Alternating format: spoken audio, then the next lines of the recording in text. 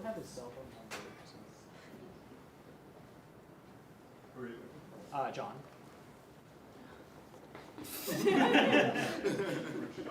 Kovac.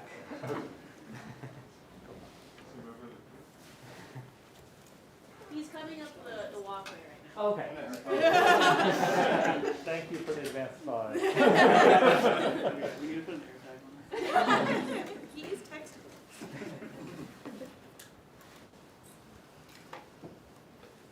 Talk amongst yourselves.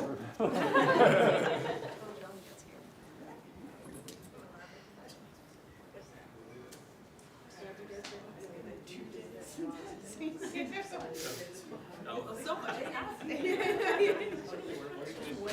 This next 2 weeks is going to be like, all right, we're back.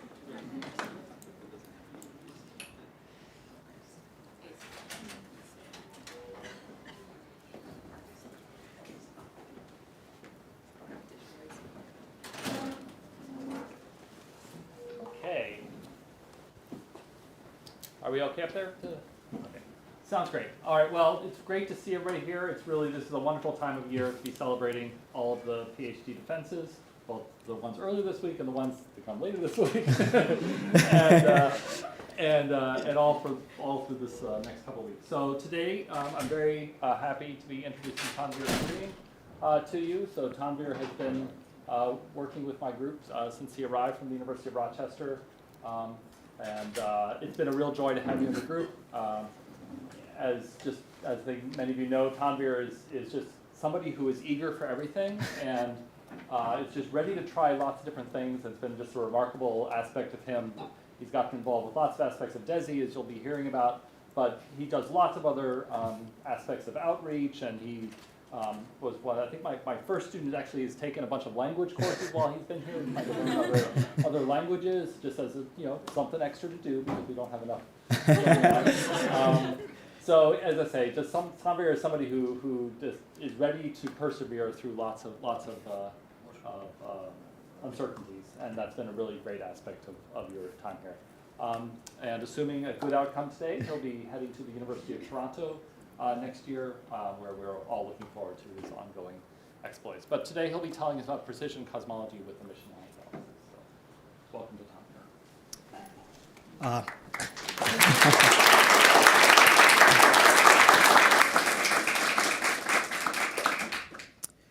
Well, thank you, Daniel, for that wonderful introduction.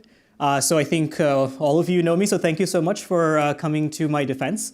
So I will be trying to give you like a 40-minute crash course on what I did for 6 years. So, without any further ado, I'll just get started. So the whole idea is precision cosmology with emission-line galaxies. Before I jump into what I have done, it's probably important for us to understand what these words mean in the first place.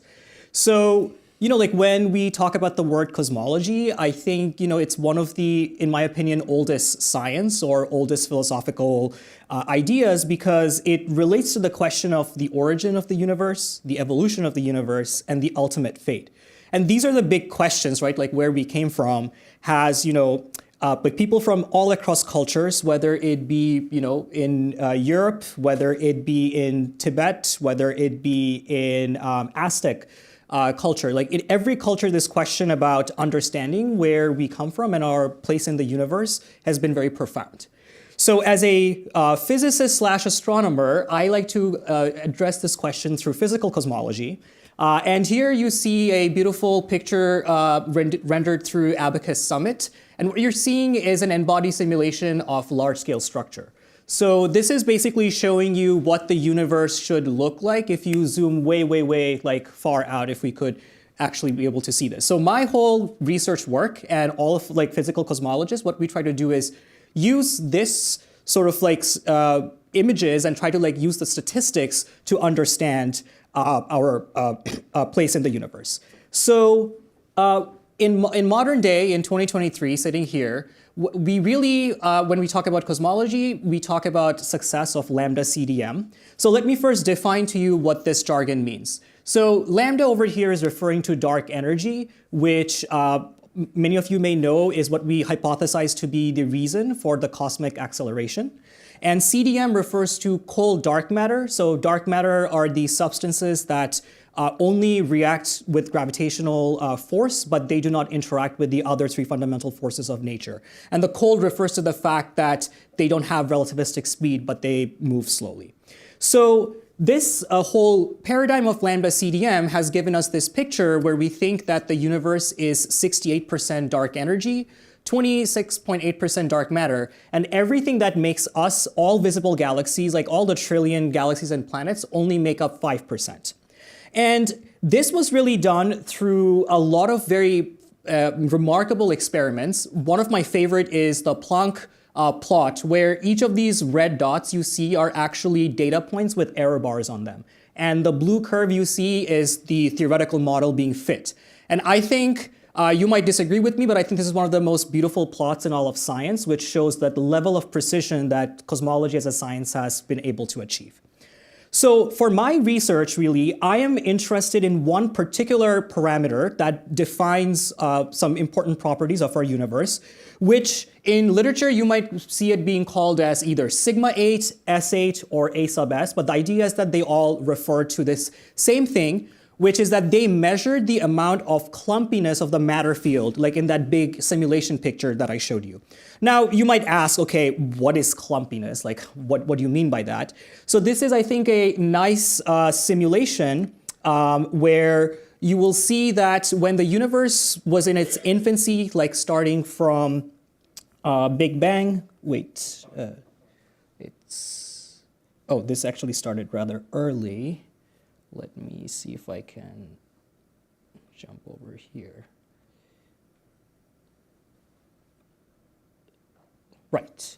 So you'll see that as the universe, so Z over here is referring to redshift. So as it's getting closer to 0, the universe, like we are arriving to current age. And you see, like from this very smooth picture of the universe, structure is starting to form and the universe becomes more clumpy. So this sigma 8 or S8 or A sub S is really codifying how clumpy the universe is. So why do we care about sigma 8 and how does it allow us to understand what kind of universe we live in?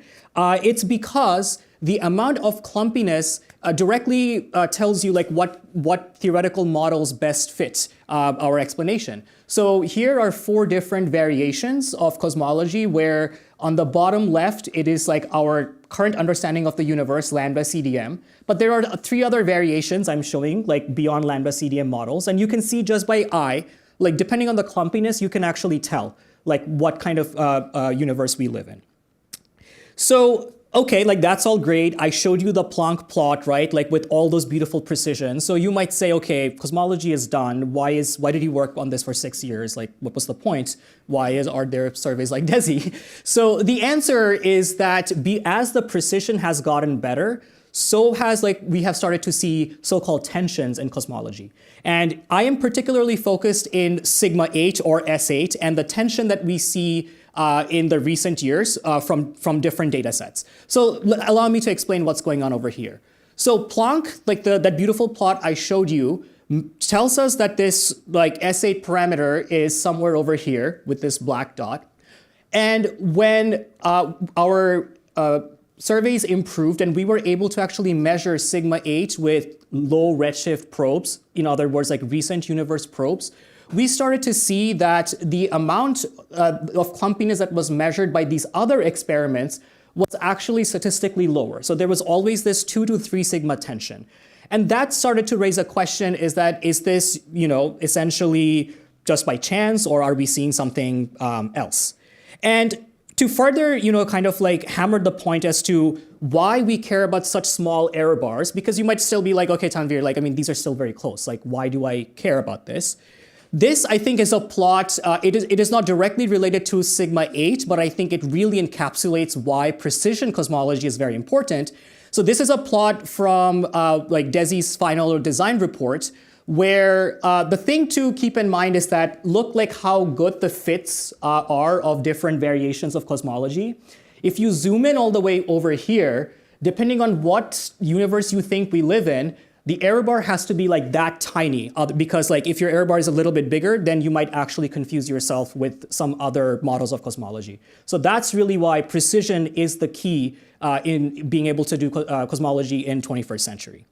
So with all of this, it leaves the question is we are seeing these anomalies, 2 to 3 z-score tensions. Is this statistical fluke? Are these systematic errors? Or are we actually finding some limitation of lambda CDM?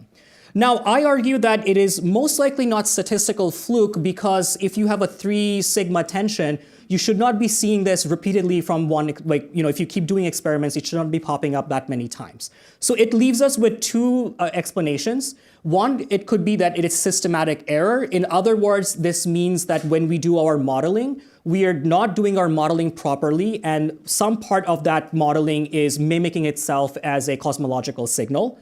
Or it could be something exciting, which might actually indicate that our understanding of the universe is inaccurate and there might be something else. Now, the analogy I like to use is if you like a good murder mystery novel, systematic errors are sort of like your usual suspects. And a limitation of lambda CDM would be you find out at the end that the victim actually moved to a separate country and never died. So, but to get there first, you have to go through the usual suspects. You can't just jump into saying that, oh, I think that's where they are. So we have to do this like a very Sherlock Holmesian way. So the opportunity that I think is present in front of us is, sure, we measured this sigma 8 parameter using CMB and isotropy, like at redshift 1100. We also measured these with data sets below redshift 1. So why don't we actually go and measure sigma 8 in an era where there's currently little to no data? And that could actually serve as a discriminator for us to see what's going on. So before I actually start showing you results, I think one final thing it would be important for us to understand is how do we actually test theories from observations in the first place? Because as I mentioned to you, the matter density field and basically this cosmic web you see over here is what we call large-scale structure. So for the rest of the talk, keep this picture in mind. We are really interested as cosmologists to study this thing. And because this is a rather complicated image, we like to use compressed statistics to be able to interpret that in a better way. So we use this thing called matter power spectrum that describes the variance at different scales. So imagine essentially we are asking, okay, if I'm measuring the average variance at this scale, what's the value at this scale, and so forth. So that power spectrum is kind of picking up that information for us. But the problem is we can't actually sit on a rocket ship and go around and map the entire universe in 3D. That's just not possible. So what can we do to actually probe the matter density field? So here, the idea of tracers of matter density field comes into play. So these are things that correlate strongly with the matter density field, but are also detectable using our detectors or telescopes. So, we can actually go and measure them. So here's a cartoon idea where, again, in the black, you see the large-scale structure. And these red blobs you are seeing all over are galaxies. So galaxies will form in certain parts of the large-scale structure. So we can actually use galaxy surveys. If we measure a lot of redshift, we can use that as a way to understand the distribution. Now, this is really cool because if you can measure redshift or distances to galaxies, then you have a full 3D picture.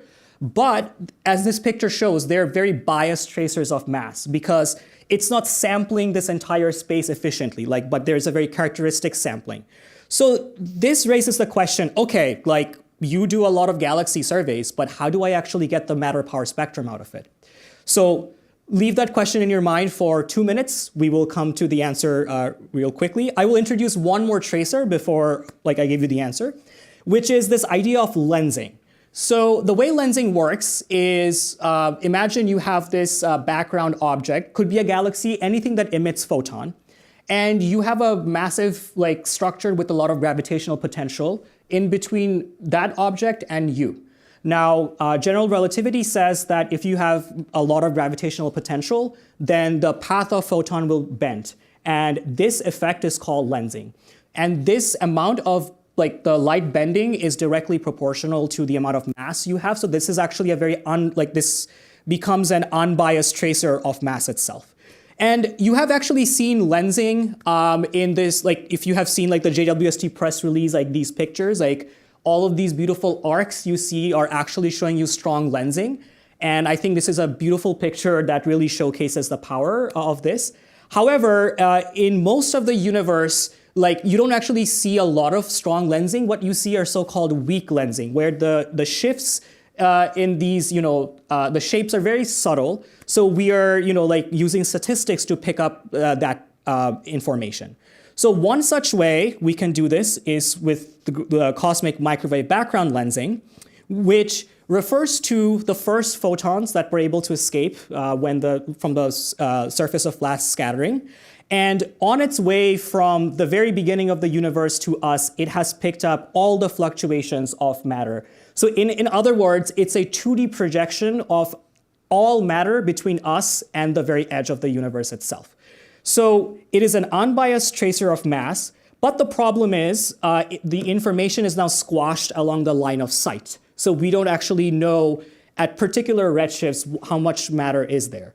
So now this leaves the question, okay, you gave me an unbiased tracer, but I don't know how to actually still get the matter power spectrum. And remember from Galaxy, the problem was I knew where things are, but it was biased. So what can we do over here? So the question ultimately is, how do we localize our analysis to particular cosmic epochs? Because if you remember, the goal was to go and measure sigma 8 in era where we have little to no information. So that's what we are trying to achieve. And this is where this notion of cross-correlation comes into play, and that forms the basis and crux for my thesis. So the idea is very simple. Imagine you have CMB all the way there, the light is coming unobstructed, and you have, let's say, some galaxies in your desired redshift. And you may or may not know, but galaxies live in dark matter halos. So when the light is coming near these halos, they will have that bending, or in other words, that lensing. And when we are doing this as an observer, we would see something like this in the sky, where you would see, okay, from my galaxy catalog, I see there are galaxies over here. From my lensing map, I see these lensing features. So if I can cross-correlate them, I'm actually able to extract the signal from that particular redshift. And that's the whole idea behind cross-correlation. So the important thing, I think, is when I say explore an era where we have little to no data, what I really mean is that there's an opportunity to explore the beyond redshift 1 universe. And let me convince you why that will be one of the most interesting things for the decade ongoing. So Z greater than 1 is an interesting cosmic epoch because, first of all, it's, as I said, it's not really well explored because current weak lensing measurements are mostly below redshift 1. But what's interesting here is, so on the x-axis, I'm showing redshift. So as we are going from here to here, we are coming to more recent time. So this is present day. And this is basically showing you the ratio of density of dark energy to matter. And you see that in early universe, there's little dark energy, but as the universe is rapidly aging, the amount of dark energy is overwhelming the whole system. So if we could actually go and measure what is sigma 8 over here, so we can kind of build a snapshot, and that would then allow us to actually say that, okay, these experiments have measured sigma 8 over here. Someone measured all the way over here at redshift 1100. There's a big gap. Let's try to fill that gap and see is there a consistent picture emerging or not. So galaxy weak lensing, as I mentioned, can't really probe this redshift greater than 1 universe with high precision as of yet, because you need a lot of background galaxies to be able to do that analysis. So this actually makes CMB lensing a natural choice if the right cross-correlation tracer exists. So remember, we need to find the right type of galaxies that can cross-correlate with CMB lensing. And why CMB lensing is interesting, because here I'm showing you the CMB lensing kernel normalized to an arbitrary unit. And the important thing to keep in mind is that the signal is maximized roughly, between redshift 2.5 to 1. And this is sort of the regime where if we can find that right tracer, we can get a lot of signal. So for the rest of the talk, now that I've given you the background, is to show you and convince you why emission-line galaxies are the right tracer to do this. And I will introduce the 3 chapters that I worked on, give you some ideas about future directions. I did not get a chance to swap this, but I think I'll do acknowledgement before question answer. I initially was thinking the other way around, but I think that'll be fine. So let's first start with this idea of why I think resolving tensions with emission-line galaxy cross-correlation is the right way to go. So how are they key to the solution? So first thing to keep in mind is when I say emission-line galaxies, what I really mean are star-forming and strong nebular emission lines. So I know this is not your typical picture of emission line, but if you want to see pretty pictures, that's what I had to Google. But the real data that I work with, this is still actually really good data because this is coming from Hubble. Daniel and I actually had a laugh about this yesterday. It's we wish our data was this good. So the legacy surveys, which I will explain later, is the photometry is much weaker, but still, the idea is that emission-line galaxies are really, the number density goes up because if you remember from your star formation classes that the cosmic star formation rate peaks around 2 to 3, that means the number of star-forming galaxies is also going up by orders of magnitude. So this makes ELGs a very natural case study to cross-correlate with CMB. Because again, remember, CMB also peaks around redshift between 1 to 2. So there's a natural synergy over there. And because of what emission-line galaxies bring to the table, they're also the major tracer class for surveys like DESI, Euclid, and Roman. So here is kind of showing you that same cartoon that I showed earlier is dark energy is growing this way, CMB lensing is over here, weak lensing was constrained over here, but DESI ELGs are actually now able to probe an era where very interesting things are happening. So the idea is that they probe the early impact, so one of the first impact of dark energy on the large scale structure. So we're actually seeing dark energy in real-time action almost.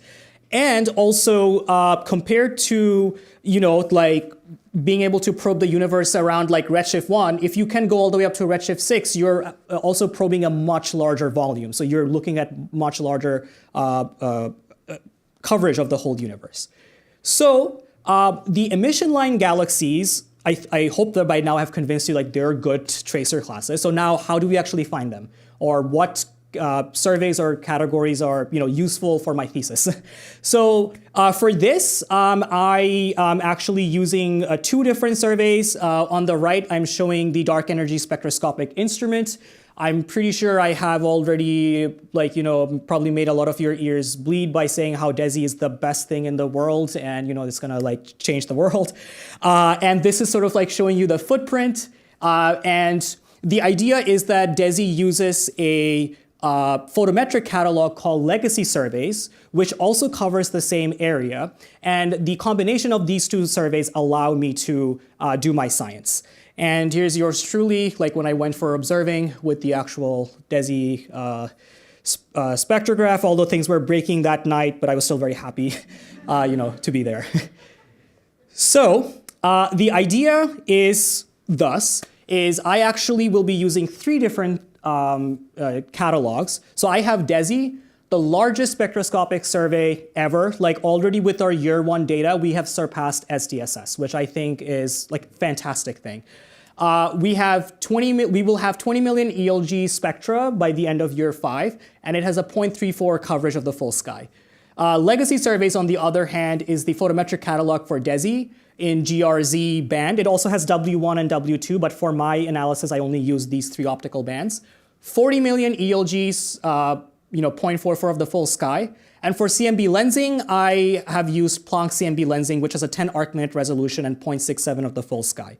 One thing I'd like to mention before I move to the next slide, I think Claire remembers. So when we were observing together for one of the DESI nights, one of the other scientists was a professor from the UK, and that night I think our survey operation was really good. We got 80,000 spectra in one night, and he was telling me, you kids don't know how easy you have it. He's like, my entire thesis was 80,000 spectra, and you just got it in one night.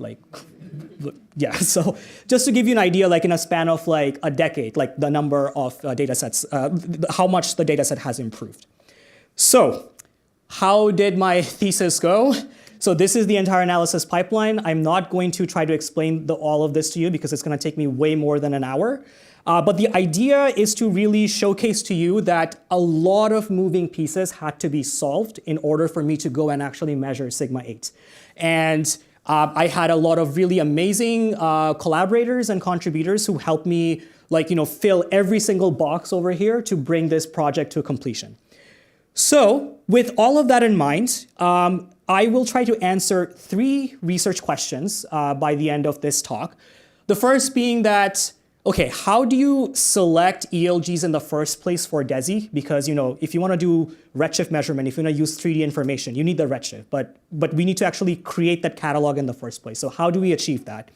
Number 2 is answering the question, how do we optimally utilize this lensing analysis to measure sigma 8 not only most accurately, but most precisely? Because if you could have the most precise measurement, but if it's inaccurate, that really doesn't help you with your science.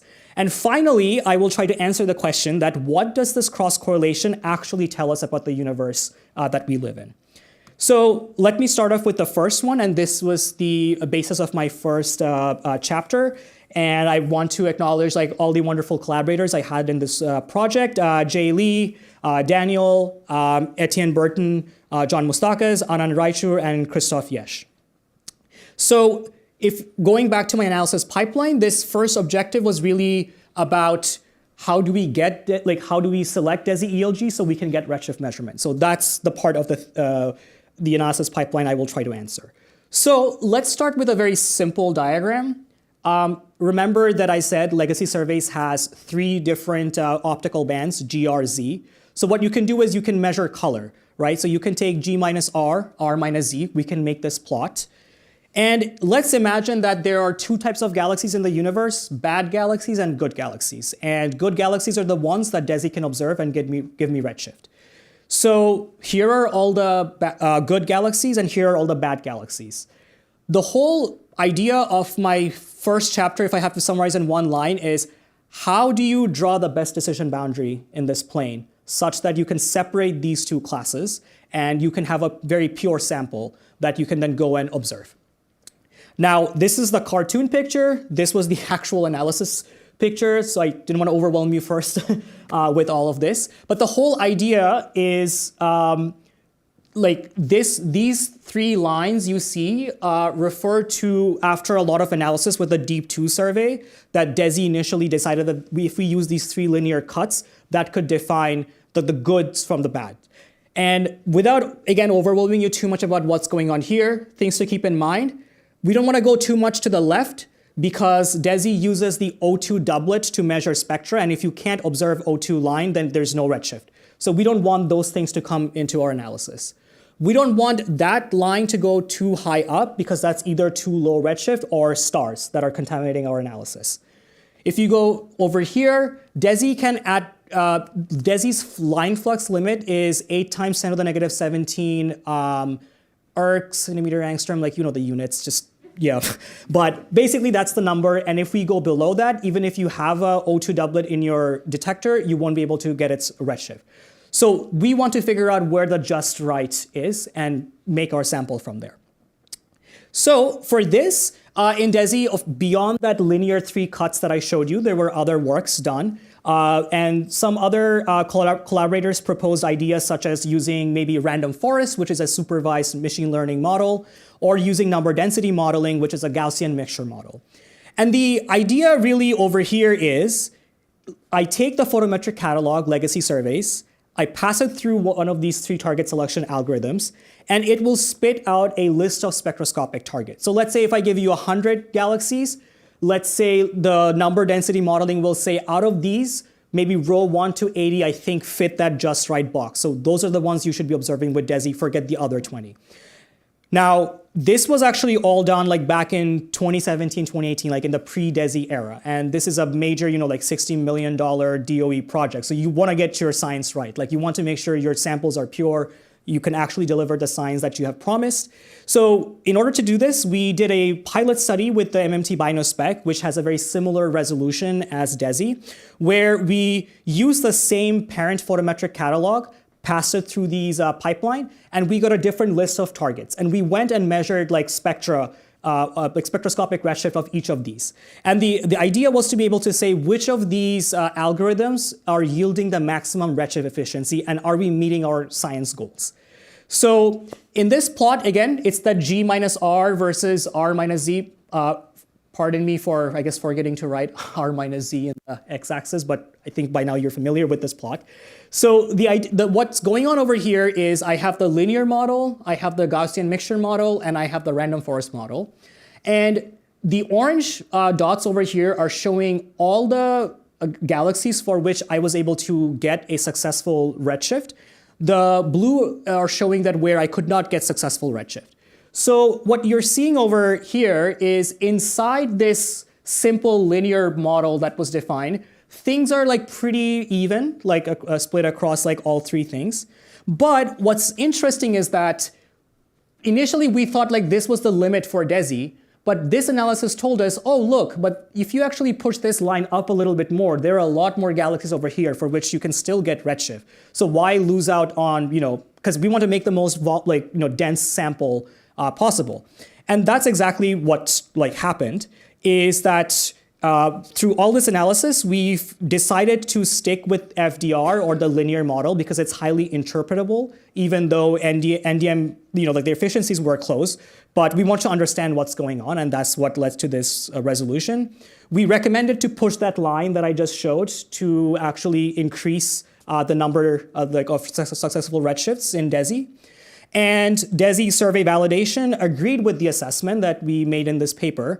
And if you see the final DESI cut, it does actually have like a little bit pushed up over here. So that's to say that the thing that we found in our little analysis, ultimately that's what informed the final DESI target selection. And that's how DESI is operating this. So without this, we would not have a way to get really efficient redshift. So this is sort of what the crux of this project was. So now I'm going to move on to the second objective, which was the second paper. And this is to answer the question, how do we optimally weigh, or how do we optimally utilize our lensing analysis to measure sigma 8 most accurately and most precisely? And this work was done in collaboration with Mehdi Rezai, Sukhdeep Singh, and Daniel. So going back to our analysis pipeline chart, this was really interested in answering what's the window function and covariance matrix. I know I just said some jargon, so let me explain to you what those mean before I show you the analysis. What we are really interested in is answering the question, should with DESI or legacy surveys, we are observing a lot of patches around the sky. Should every patch contribute equally in your cosmological analysis or not? Now, you might say, well, why are you collecting data otherwise? You should probably be giving all of them same weight. But I think with my intonation, you can tell the answer is probably the other way. So let me convince you why that's the case. So this is a beautiful map of a galactic extinction made by Doug and collaborators. I guess it's been 25 years. There you go. So you see over here, the brighter it is, the more dust you see, which is coming from our Milky Way. Now, I don't think it would take a lot of convincing for me to say that if I try to go observe emission-line galaxies that have a magnitude of G-band of 24, hovering around, going over here is probably a bad idea, because I probably won't be able to see anything since the dust is blocking most of that flux. So we apply this, our survey geometry mask, which then allows us to reduce the amount of areas which we think are reliable. But pay attention to what's happening. Even after this mask, you still see regions that still have that little bit of, there's still a variation across the footprint. And that's exactly what is the crux of this question is, should we weigh all the patches the same? After this, I think you'll probably say no. You need to sort of figure out a weighting mechanism to do this analysis. So window function really quantifies how each pixel or how each patch of the sky is being affected by these kind of foreground systematics. So what really happens is Extinction was just one of many features. So I have like 11 different features over here. I go and do my vanilla, number density where I just go and ask how many ELGs are there per patch of the sky. And I essentially run this regression model. And the idea is because ELGs are extragalactic objects in really far universe, their number should not at all correlate with something like dust, which is happening in Milky Way. So if there is correlation, that means this is actually artificial and we need to null out that. And that's what this regression is trying to model.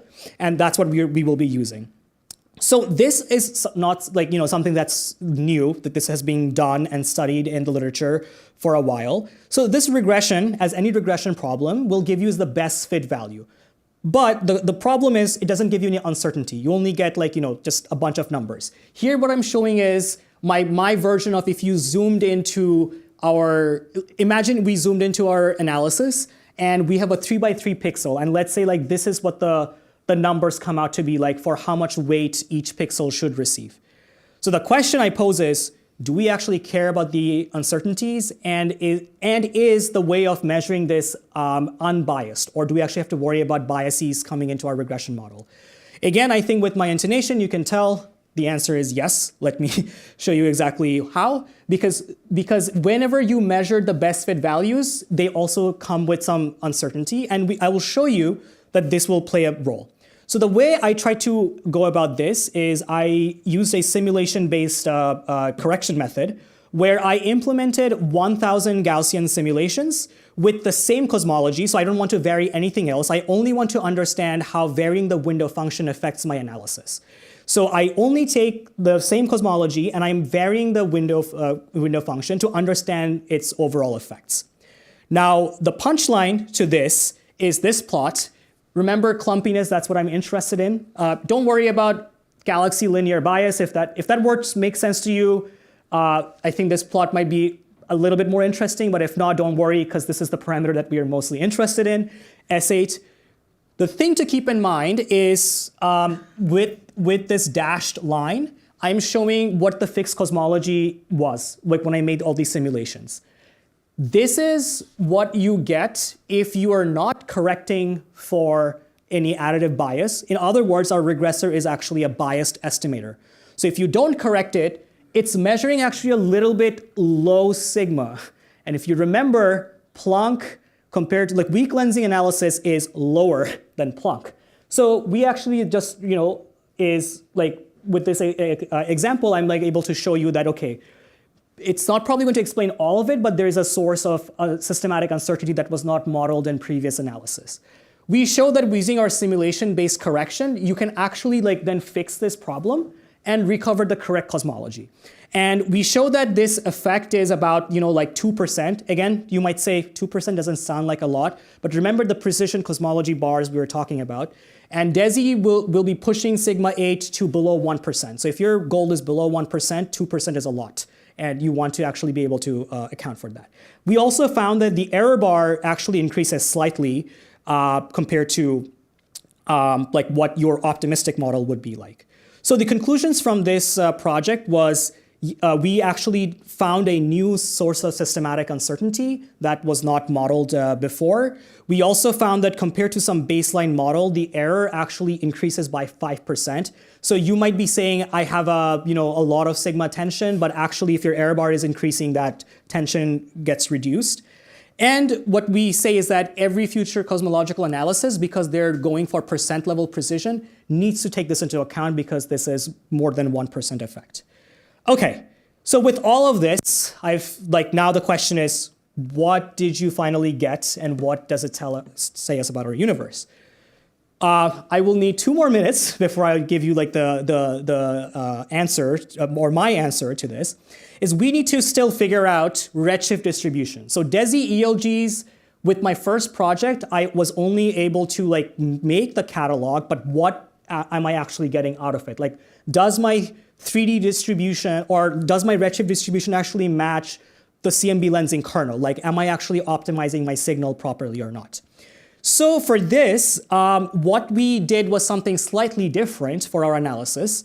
So this is based on legacy surveys, like the photometric catalog. The idea was, sure, like if you remember, and I think Mike, Harshal, and Claire called the linear model the house model because it kind of looks like a house. Is that good enough? And we decided that instead of doing that, I am going to do like a pure modeling. So inside that house, what I do is I run my own random forest regression to further purify so that I don't have too many objects with like unknown redshift. And this is so the idea is I take the DESI survey validation spectroscopic data, which already has 200,000 ELG sample.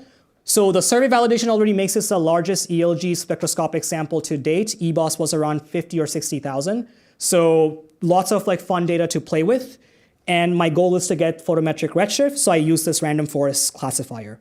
And as you see, like the black contours over here are defining my error uncertainty.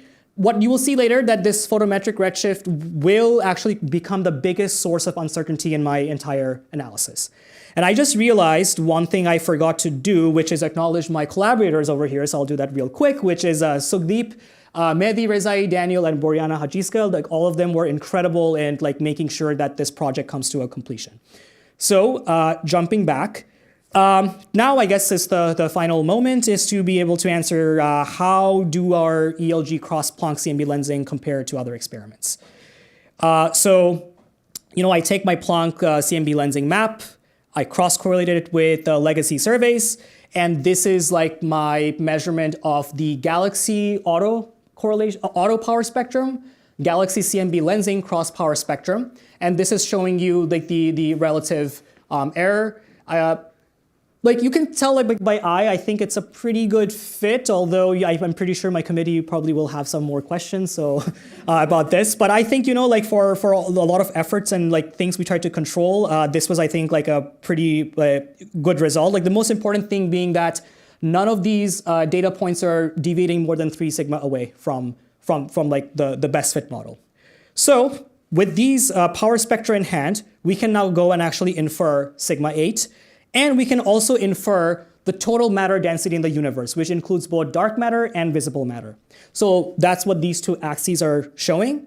First, I'm going to show you where Planck, so that means the Planck temperature, polarization, and low large-scale polarization. So when you combine all these data, Planck says the universe probably lives somewhere over there. I told you that low redshift objects have some like tension. So KIDS is a experiment where this is showing you where the tension is coming from. It's not like they're far away from each other, like there's some overlap, but for context, the central line is the 1 sigma contour and the faded line is the 2 sigma contour. So they're only overlapping with each other in the 2 sigma contour space. It's still like, nothing crazy, but it's, you could go like, like what's up with that? You can run another experiment, the DS year 3 analysis. So, and as you can see, this Planck was in 2020, 2021. People went, 2022, that's interesting. Like, what's going on? Like, again, by the way, this is called banana plot in cosmology. Like, if you just try to imagine fit a banana over here. So the DS year 3 analysis, the error bars are a little bit bigger, but they still, don't quite overlap with Planck. And that sort of like, tends to motivate all of these questions. So I guess if everyone is ready, I can show our analysis result. This is where we are. So yes, that was my reaction. When I first made this plot, I remember, I think it was like 11 p.m. I messaged Daniel, Sugdeep, like very promptly. It's like, what is going on? Like, do I get to defend or like, what does this say? Like, but like at the end of the day, that's why I wanted to show the power spectrum plot is our model fits the data well. Can't really, I will get into the caveats, but let's say for now, this is what the data is saying. And this essentially is, as far as I've done literature review, the largest sigma 8 tension found so far, like with respect to Planck. There's no overlap, and I would be very much interested to understand like what's really going on over here. So the summary of this whole slide is that the ELG cross Planck CMB lensing has a 4 standard deviation tension, whereas like previous analysis had a 2 to 3 standard deviation tension, largest tension to date. And what I personally like, okay, you could argue with me back and forth. Do I really believe this 4 sigma tension? Did you model for this or that? Completely understandable. We can have that chat. But what I personally feel very proud about with all my collaborators, the achievement we have is if you look at our error bars, like compared to, for example, DES, it's actually smaller. So our measurement is actually competitive with like major survey analysis. And I think like that's what like really makes me happy to see like 6 years of work has come to this point. So this was the plot that I started off with, the sigma 8 tension. This is where my measurement is.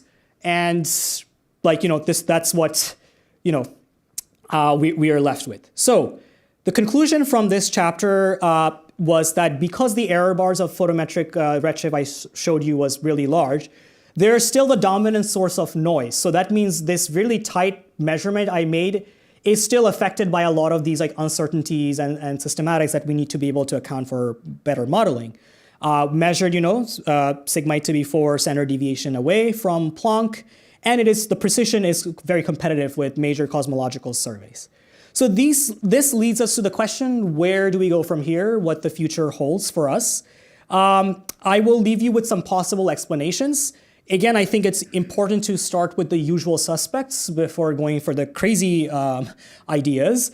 First of all, again, I tried my best to model a lot of systematics, but there could still be other unknown systematics. And I think that's an important question for us to talk as a community, is to figure out, have we modeled everything to the level of precision that we're happy with? And that's the answer.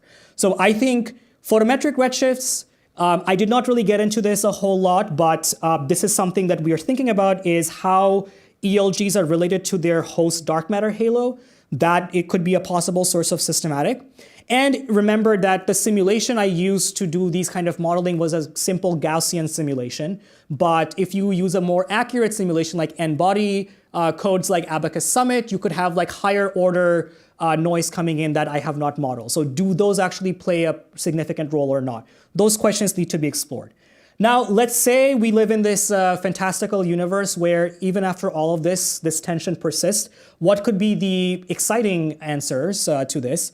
From cosmology side, I think we are actually reaching a precision where I haven't touched this at all, but with this same method, we could actually measure the mass of the smallest particle found in nature, neutrinos, because neutrinos can suppress the value of sigma 8. So that could be a possible explanation as to why we're seeing such low measurements. Could be that there might be some warm dark matter, so as a result, the dark matter is not clumping as much, because warm means they're moving at like close to relativistic speed, so they're just zooming through each other, and as a result there's less clumpiness. Or it could also refer to maybe beyond what we understand as regular dark energy or lambda, there could be an additional dark energy, because this would then cause the universe to clump less because things are being pushed out. And if you believe in the H0 tension, which is the other major tension in cosmology, that also measures in recent universe, H0 value is much higher than early universe. And that kind of like exotic dark energy model could actually explain both of these anomalies well. So the future plans for me is, I said like photometric surveys and everything like that is causing me a lot of headache. So I am very excited for the actual DESI Year 1 spectroscopic catalog, and we have a big overlap with the Atacama Cosmology Telescope CMB lensing map. So the biggest source of uncertainty will be gone. Like we will get very robust redshift measurements. The lensing resolution of ACT is 5 times that of Planck, so we will be able to probe smaller scales. And I truly believe that this will give us a capability of actually opening up this additional parameter space and measure neutrino mass.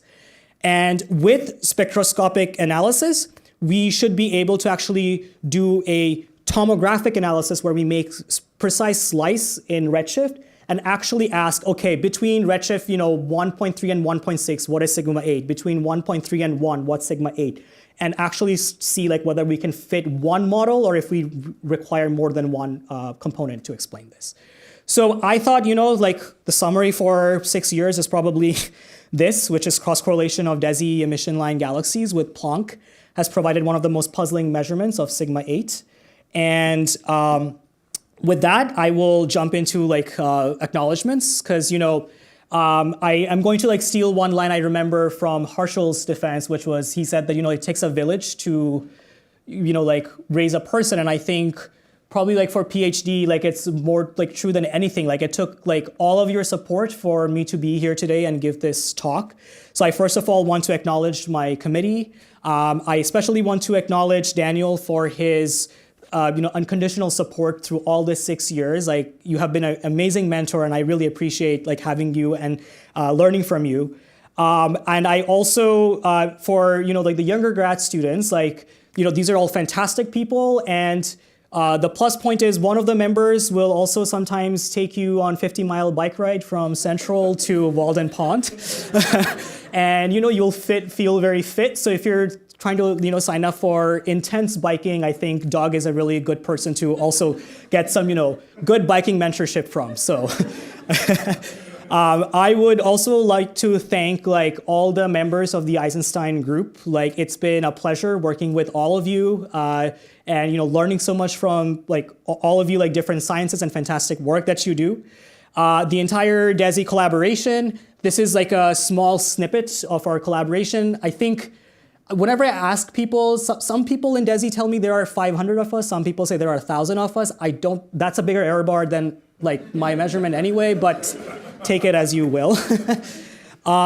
Two people I absolutely want to thank, Mehdi and Sugdeep. Like without, I think, their support, I don't know like if this project, like these papers would have been possible. So they have been like started off as collaborators, and they became, I think, like truly lifelong friends. And I really, really want to say, if you guys are watching YouTube, like really thank you for like being my rock in this research. Like when a lot of like those nights I had like thinking, oh, everything is going to mess, and I don't know how to get out of this. I want to acknowledge my undergrad mentors, Kayvon Stassen, Cesar Briceño, Andy Fox, Regina Jorgensen, John Givens, and Eric Mamajek. These people gave me the belief, like when I started off as an undergrad many, many years ago, that I can do this and I can complete grad school. And I think standing here today feels like, like validating like that belief that they had in me. Also would love to thank Lisa and Peg. Like both of you have been a tremendous support, and like the countless times that I've like ran into your office, it's like, what is going on? Like, like this is not making sense, please help me.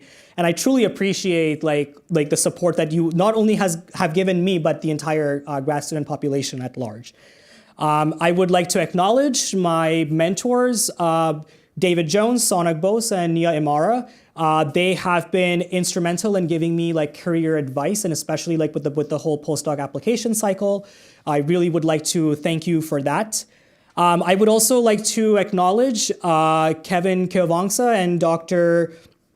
Lam, because I think like this is something that like people don't talk a lot about in academia, but I think like mental health is something that's not really talked about, and they have been like my therapist for last 6 years, and I think it's very important to acknowledge the people who helped me have that courage and conviction to keep going when I thought I did not have it in me to continue a PhD. So really a lot of thank you and a lot of love to both of you. I want to acknowledge like I found this like home away from home, like a lot of Bangladeshis over here over the last 6 years. You can see like all of their them. I don't want to name all of them, but I think special shout out to Ratib and Saqib, and Intikhab, like they have been amazing friends, and I think there were a lot of nights where we would just go out for tea and just like talk about nerdy things that is not related to our research, just to take our minds off. Of course, my Astro cohort over here, whether it be celebrating New Year with like a bunch of like Russian friends, as Daniel mentioned, I love to learn languages, so this was like something, and I really thank Olga for introducing me to them. Or whether it's like going on a camping trip, friends surprising me on my birthday, taking Ralph, one of our other friends, to his hot pot obsession. I take full, responsibility for introducing him to this. Being very intense about volleyball. Gus introducing me to my first Chick-fil-A and changing my life after that. And also completely, I guess, taking Claire and Sean off guard for taking them on their bachelor and bachelorette party. And then, I guess, I don't know what to tell about Claire's face. And of course, I don't think, I have to acknowledge all the amazing, beautiful turkeys of Cambridge who, made me walk faster than I normally would like to. By the way, this is in front of CFA, so, sometimes they just like to hang out over here. I would love to acknowledge my friends from childhood, one of my best friends, Adnan, he's been my friend for 18 years. Really appreciate you being here. Also my friends from college and my friends from high school who are not here. I really miss you guys, and I'm really grateful to have you in my life. And with all of this, I also want to say that PhD was a lot about learning as well, beyond just astronomy. Whether it was, learning to be Bear's Grill, when going to Kitt Peak to do DESI observing. I think this is the first time my mom is seeing, what I had to do to, go do DESI observing. Whether it was Harshal, Claire, and Mike telling me, oh, you can climb a 4,000 footer, it's not a big deal. And I was somehow, just crawling my way up. But I still did that. Great. First, camping, going on my first ski trip, which I was promised was going to be very easy, because cross country apparently is so much easier than downhill. But no one told me it's going to be an 8 mile of falling every 3 minutes. So that was a lot of fun. And also, going on whitewater rafting in a Category 4 river, being a person who doesn't know how to swim. But I take pride in the fact that I also saved someone that day. I can explain later what happened, but yeah. Also, racing Lika with, although I feel I eventually, I lost, but I still got to give the defense 2 days before you, so, I think we balanced out overall. Also, all the fantastic sport. I know, volleyball, Floor mentioned that we lost to faculty, but, just giving you a pep talk. When there were, the soccer tournament going on, there was 2 years, both years, look who's holding the cup, not the faculty. So you guys can do this, believe in you, you got this. And this was, of course, from our volleyball league, and, had a wonderful time, playing with all of you. And of course, this was also a very momentous moment for me because I became a US citizen during grad school. So it was amazing to go to Fenwell Hall and, be able to take the oath. Got to explore some, creative sides, got into a little bit of astrophotography. So, star trails, got the comet, the solar eclipse that happened in Cambridge a few years ago, and being able to actually do full sky Milky Way imaging. I would love to thank my family. I couldn't find a lot of pictures, so I'm just using this one picture over here. Okay, this is where I guess the crying maybe.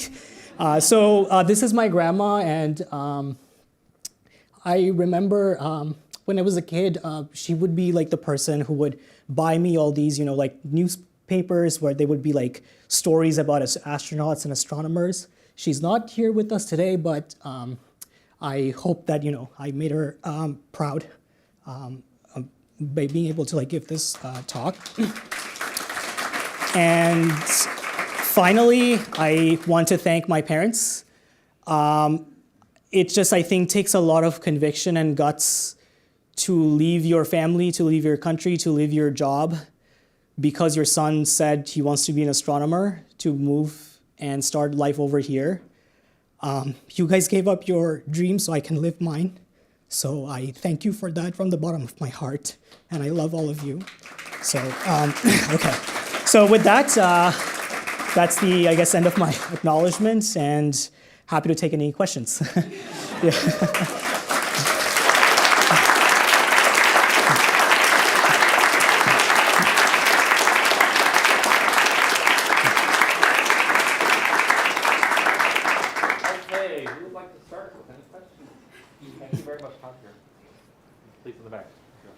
great work. Thanks. And great presentation. Obviously, I'm very intrigued about the whole sigma 8 situation. And Right. We've talked about it. What I was not aware of Yeah. was that you are also now finding a low sigma 8 in your analysis. Right. So about that, I know you combine constraints from galaxy and lensing. Yes. If I recall correctly, prior work that also did these types of Yes. correlations, like Martin White, Steve Right. Chen, they found that if you only take constraints from galaxies, Right. you still get a low sigma 8, but the tension gets even more severe when you add lensing. So I was wondering if you have tried with your model to see what happens if you only do the GT part, Right. whether it's indeed the lensing part that also gives you Right. a greater. So I tried that exercise. Apologies, I don't actually have that plot, but I did this sort of like, with simulations where the error bar that GG just gives you is so big, I think there's no tension because the error bars just kind of like wash out everything. Really, I think like, because I'll get into a little bit of jargon because, like, feel like you and I have been working on this like similar stuff, but like the whole idea is galaxy clustering is if you take the power spectrum of galaxy, that's bias squared times sigma 8, whereas in the cross correlation, it's bias times that. So really you need both of those measurements to break that bias sigma 8 degeneracy, and unless you break that, your banana is just going to be big, and then you just wouldn't know like what to do with that analysis. So I think like without the lensing, it's almost, I think, impossible to really be able to get like a really good constraint. So I think like this was an essential, yeah. But I will say one thing though is Martin and Alex, Alex Kurlewski, who did the unwise cross correlation, they could do tomographic analysis, which I could not do because my photo Z's were so, like the uncertainties were so large. Interestingly, their tomographic bins that overlap with my redshift bin roughly also has a sort of like low sigma 8 value than the other tomographic bins. I don't know like how much to read into this, but I think definitely it would be important to understand that. And I know like already in DESI, someone is, for example, doing DESI ELG cross LRG analysis. I think it would be important to do the relative clustering cross correlation so we can actually tie the picture of what does LRG based sigma 8 translate to ELGs and what's going on over there. So that would be like the next step for me if I were doing that work. Awesome, Floor. Yeah, Tanveer. Yeah, thanks. I was curious, so are there any opportunities to measure, say, sigma 8 like beyond vector 2, or does it require like a DESI 2 for that to Glad you mentioned that. So I know like in DESI, there's already a talk about like DESI 2. Again, like humble bragging about DESI is that we are so ahead of our schedule. Now I think the official survey is called 1A. There's going to be a 1B because we will be done, I think, maybe like a year ahead of that. And now like we're starting to talk about can we do DESI 2. So I think, of course, I personally love Spectra. I think Spectra is the way to go. So, like if I can convince like everyone to go and actually build me a spectrograph to do that, that would be fantastic. But among like surveys that are going to do that kind of work, so I mentioned Euclid, Roman, and even LSST, they're really going to be pushing to redshift 2, like I think all the way up to redshift 3 in certain cases. And I think that would be even more I think intriguing because that's where lambda is almost like close to 0. So you can actually also do things like modified gravity research, because if there is no lambda, then your power spectrum should be able to be explained by GR codes and stuff like that. So any deviation from GR, if you see in a universe devoid of dark energy, tells you, okay, something is up. And I think that would be very interesting to take a look at. In the plot that you're showing here, so like it looks like the purple that you found is in decent agreement with like the green and the gray Mhm. ones. So the tension is between all of those and length. Mhm. So I guess I was curious when you talked about the possible solutions, either systematically or Right. astrophysically, Yeah. if those same solutions would account not just for your Yeah. offset, but also for the other two, or Right. would you need different solutions for all the different? Right. So that's a really good question. So I will address this in like two ways. First of all, here I kind of like assume that like Planck is the God-given truth. Like, you could easily ask me, what if Planck got the like answer wrong? I think as of like 2 weeks, like ACT actually published their own analysis of sigma 8, and it's a completely separate CMB experiment. They also find high sigma 8 comparable to Planck. So even if like Planck has systematic errors, it is interesting that 2 different experiments that are measuring redshift 1100 universe are still finding consistency with each other. So I think that, again, like kind of like makes me go, huh, like what's going on? And to answer about the low sigma, like the low redshift tensions, for example, like the window systematic that I found, as far as I am aware, none of these experiments actually took that into account. So I think it would be important then to like go and redo like this analysis and take that into account and see like how much does that shift. Like one of our collaborators who I just mentioned, Alex Krolewski, the 2 Georgios, so he's actually redoing his entire analysis because they found this big source of uncertainty that they didn't model, which they find pushes their answer by almost 1 sigma towards Planck. So, I think anytime there are these significant systematics discovery, I think the right thing to do is go back and however painstaking it is, redo the entire thing because that's the right thing to do to get the right science. Last question. Yeah, super cool talk. I feel like I learned a lot more about cosmology than I did before. But when you showed like your plot about additive bias, yes, and you had like a correct cosmology inserted, right? Yeah, this one exactly. Yeah. Correct compiness. I feel like okay, it's all about precision, right? Right. And your debiased model is Yeah. still not hitting it. Right. Right. Spot on. Yeah. Is that directly related to what you think the systematics will be that would maybe move you closer to the Planck? Or? So that's a good question. To be honest, like I thought about this a little bit, but didn't really have a lot of time to actually reflect on how much do I care the fact that exactly the modes are not matching because they're well within, like 1 sigma. So kind of, I guess, like maybe like the name of the game is until it becomes like a dominant source of problem, like it works for now. And maybe that raises the philosophical question is like, is the goal of modeling to uncover the truth or is it to just be able to do the work enough to be able to find the science? I leave that, I guess, question to both scientists and philosophers is what do we mean when we say modeling? But I think for now, at least I'm not that worried. But I think definitely something to be like, pondering about like as we look into this. All right, well, let's thank Tanveer one more time.